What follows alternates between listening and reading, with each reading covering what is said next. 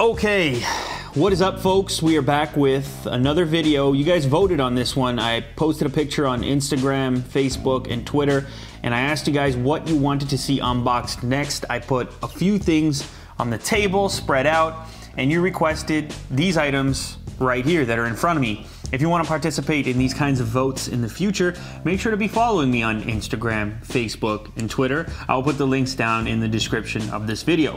So what are we looking at today? We're looking at some products from a new company, at least new to me, called Feenix, and they make high-end computer peripherals. We have a mouse from them. This is called the Nascita, as you can see here on the side of the packaging. And everything is very simplistic in terms of how this is delivered and how it is presented, but the main attraction is, of course, the device itself. They have apparently put a lot of attention to detail into the design as well as the materials.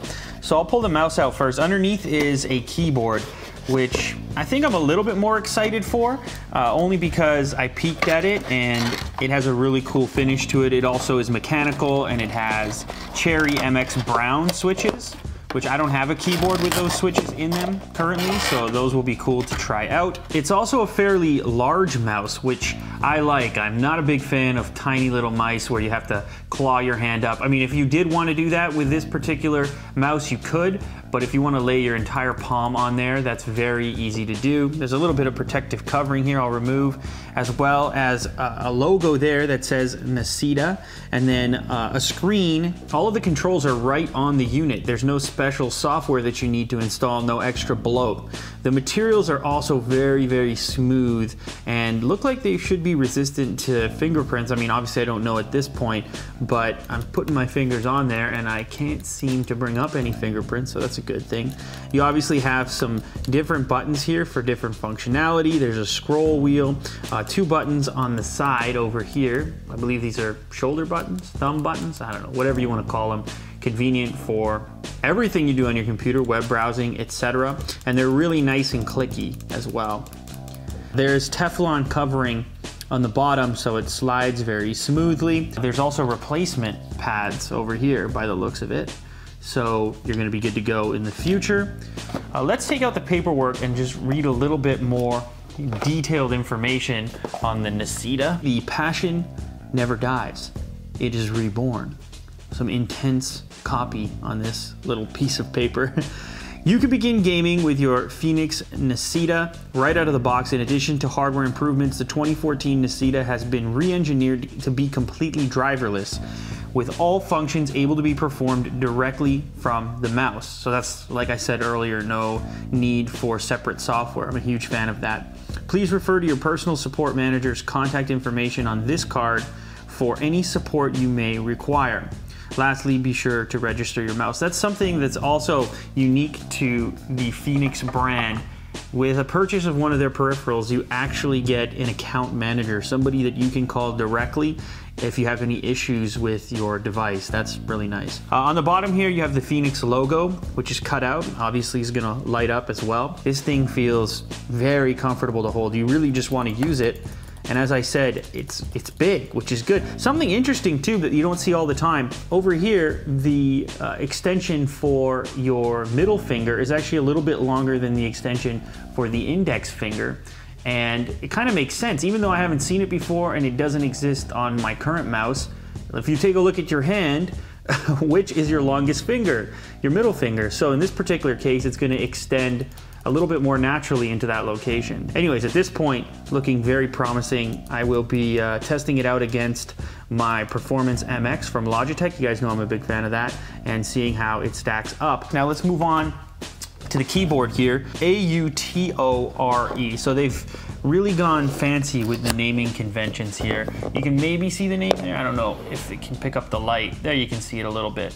Autore. I will open this baby up here. Once again, very simple packaging. So on top here, we have a card once again. Inside, we have the keyboard. And then underneath, there's a couple of different items here. Another braided cable, which is common for a mouse, but not so common for a keyboard. This does have a detachable cable, which is cool. So if you need a long cable, you've got it. If you need a short cable, you've got it. You can use any standard mini USB, which is good if you have, say, a USB on your screen that you want to connect to and it's really close, then you don't have to have this huge cable hanging out and trying to manage it, etc. Instead, just go get a smaller mini USB, which everybody has, or a lot of people have. They have also included a PS2 adapter. Not too many people using these anymore. Well, I shouldn't say that. I mean, there's still people using these for various reasons, but in my particular case, I won't be using this, but you've got it. As I said earlier in this video, this is featuring the Cherry MX Brown switches. I have never tried these switches before, at least in everyday use. Like, I've never owned a keyboard with these switches. And this keyboard is pretty damn cool looking. This I'm pumped up about. Look how stealth that looks right there, guys.